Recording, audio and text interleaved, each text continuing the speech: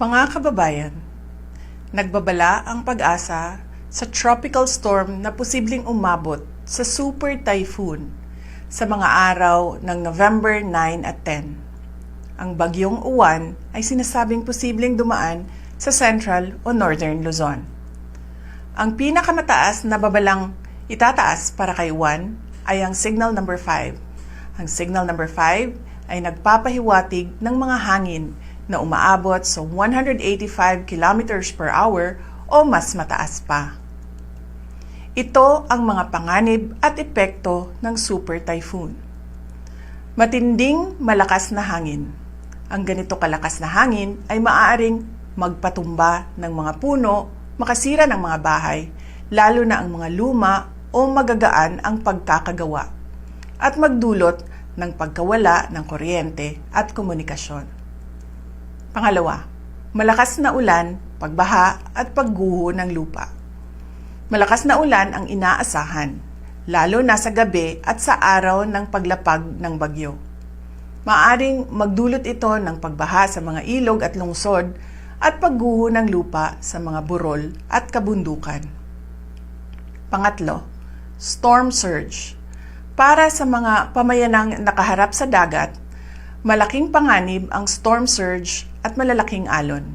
Ibig sabihin, ang tubig dagat ay maaring umabot sa loob ng kalupaan, magdulot ng pagbaha at pagguho ng dalampasigan.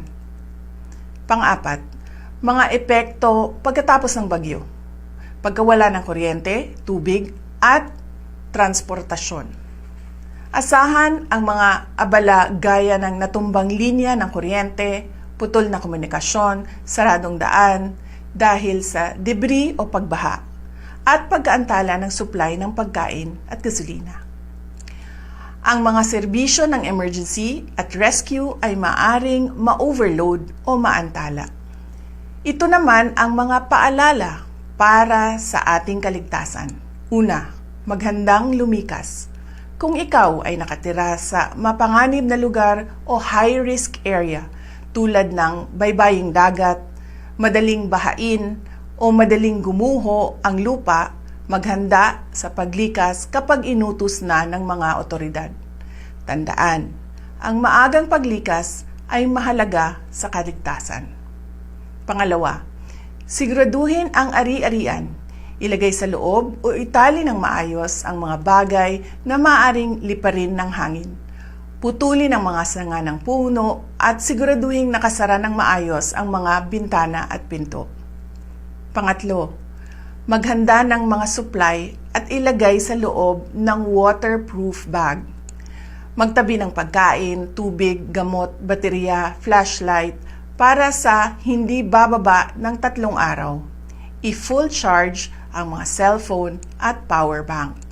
Pang-apat, iwasan ang pagbiyahe, lalo na pagkatapos tumama ng bagyo.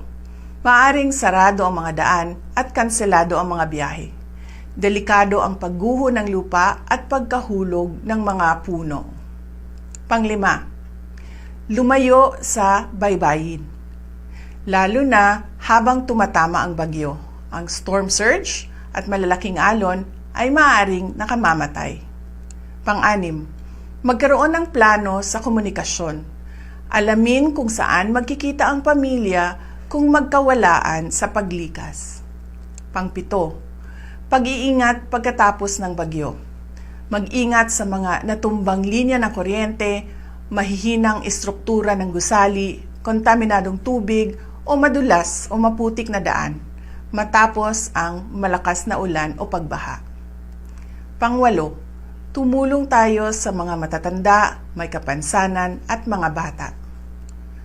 At pang-9, subaybayan ang mga opisyal na ulat. Maaring magbago ang sitwasyon. Tutukan ang mga buletin mula sa Pag-asa at mga lokal na otoridad.